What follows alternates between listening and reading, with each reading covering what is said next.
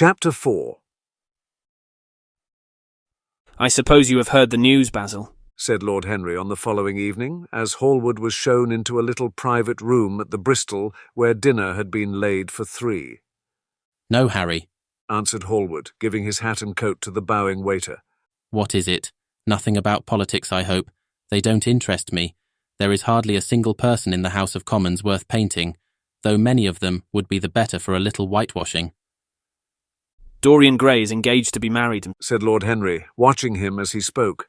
Hallward turned perfectly pale, and a curious look flashed for a moment into his eyes, and then passed away, leaving them dull. "Dorian engaged to be married?" he cried. "Impossible." "It is perfectly true."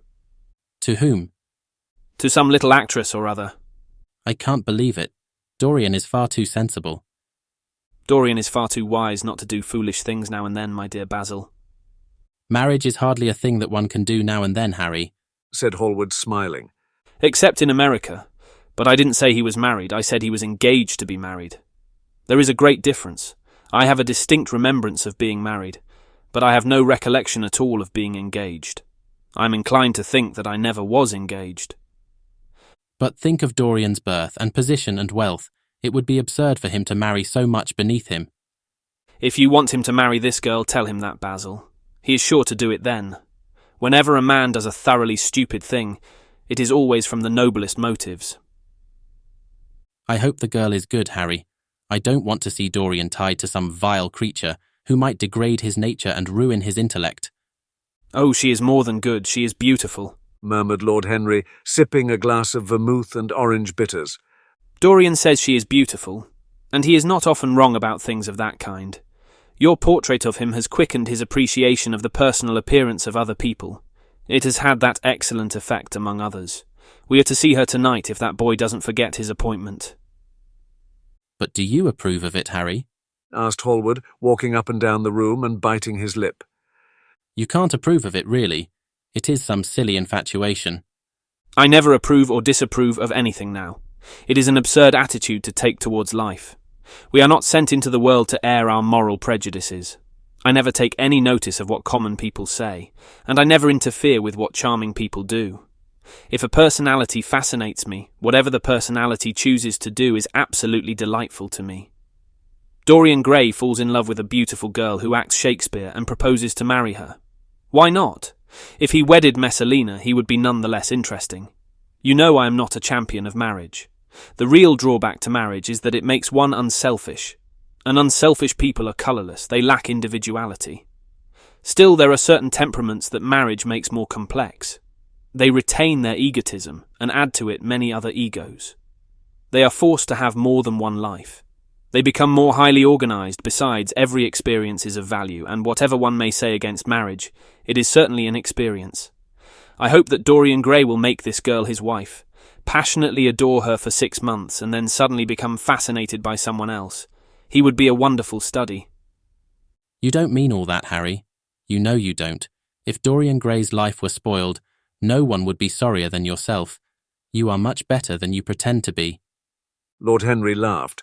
"The reason we all like to think so well of others is that we are all afraid for ourselves. The basis of optimism is sheer terror. We think that we are generous because we credit our neighbour with those virtues that are likely to benefit ourselves. We praise the banker that we may overdraw our account, and find good qualities in the highwayman, in the hope that he may spare our pockets. I mean everything that I have said. I have the greatest contempt for optimism. And as for a spoiled life, no life is spoiled but one whose growth is arrested. If you want to mar a nature, you have merely to reform it. But here is Dorian himself. He will tell you more than I can." "My dear Harry, my dear Basil, you must both congratulate me," said the boy, throwing off his evening cape with its satin-lined wings and shaking each of his friends by the hand in turn. "I have never been so happy. Of course it is sudden. All really delightful things are. And yet it seems to me to be the one thing I have been looking for all my life." He was flushed with excitement and pleasure, and looked extraordinarily handsome. "I hope you will always be very happy, Dorian," said Hallward. "But I don't quite forgive you for not having let me know of your engagement. You let Harry know." "And I don't forgive you for being late for dinner," broke in Lord Henry, putting his hand on the lad's shoulder and smiling as he spoke. Come, let us sit down and try what the new chef here is like, and then you will tell us how it all came about. There is really not much to tell, cried Dorian as they took their seats at the small round table. What happened was simply this.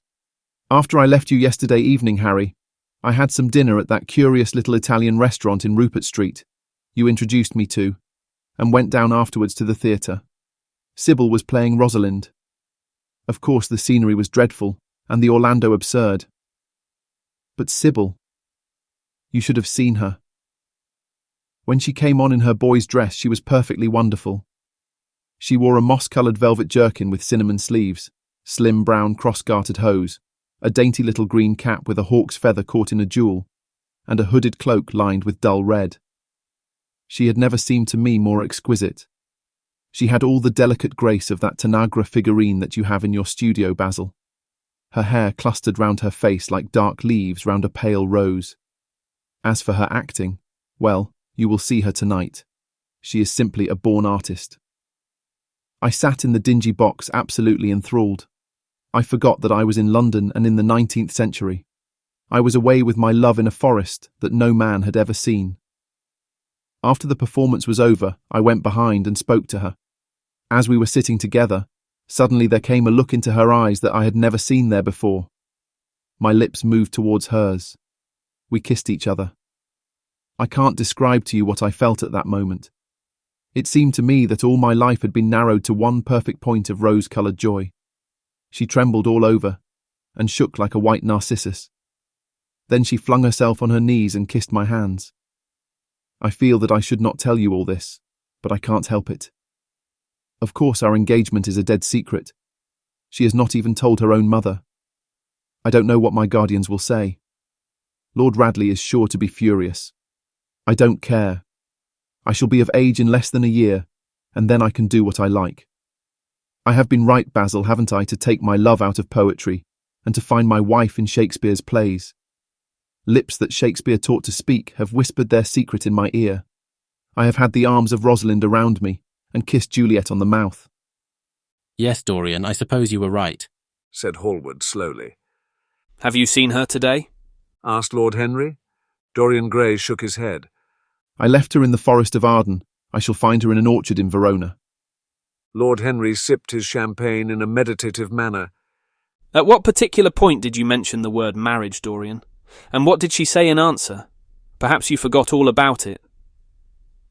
My dear Harry, I did not treat it as a business transaction, and I did not make any formal proposal. I told her that I loved her, and she said she was not worthy to be my wife. Not worthy. Why, the whole world is nothing to me compared to her.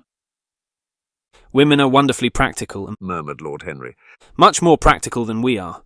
In situations of that kind, we often forget to say anything about marriage, and they always remind us. Hallward laid his hand upon his arm. Don't, Harry. You have annoyed Dorian. He is not like other men. He would never bring misery upon anyone. His nature is too fine for that. Lord Henry looked across the table. Dorian is never annoyed with me, he answered. I asked the question for the best reason possible, for the only reason indeed that excuses one for asking any question. Simple curiosity. I have a theory that it is always the women who propose to us, and not we who propose to the women, except, of course, in middle-class life. But then the middle classes are not modern. Dorian Gray laughed and tossed his head. You are quite incorrigible, Harry, but I don't mind. It is impossible to be angry with you. When you see Sybil Vane, you will feel that the man who could wrong her would be a beast without a heart. I cannot understand how anyone can wish to shame what he loves.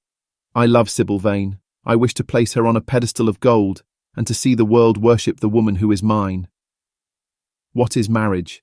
An irrevocable vow. And it is an irrevocable vow that I want to take. Her trust makes me faithful. Her belief makes me good. When I am with her, I regret all that you have taught me. I become different from what you have known me to be.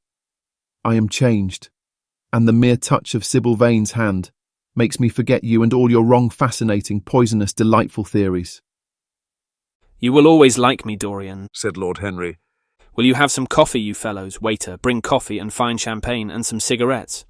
No, don't mind the cigarettes, I have some. Basil, I can't allow you to smoke cigars. You must have a cigarette. A cigarette is the perfect type of a perfect pleasure. It is exquisite, and it leaves one unsatisfied. What more can you want? Yes, Dorian, you will always be fond of me. I represent to you all the sins you have never had the courage to commit. What nonsense you talk, Harry, cried Dorian Gray, lighting his cigarette from a fire-breathing silver dragon that the waiter had placed on the table. Let us go down to the theatre. When you see Sybil, you will have a new ideal of life. She will represent something to you that you have never known.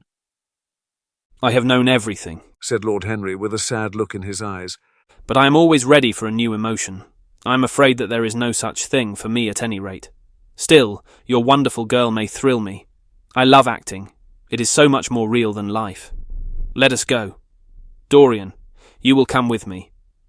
I am so sorry, Basil, but there is only room for 2 in the brougham. You must follow us in a hansom. They got up and put on their coats, sipping their coffee standing. Hallward was silent and preoccupied. There was a gloom over him. He could not bear this marriage, and yet it seemed to him to be better than many other things that might have happened. After a few moments, they all passed downstairs. He drove off by himself, as had been arranged, and watched the flashing lights of the little brougham in front of him. A strange sense of loss came over him. He felt that Dorian Gray would never again be to him all that he had been in the past. His eyes darkened, and the crowded, flaring streets became blurred to him. When the cab drew up at the doors of the theatre, it seemed to him that he had grown years older.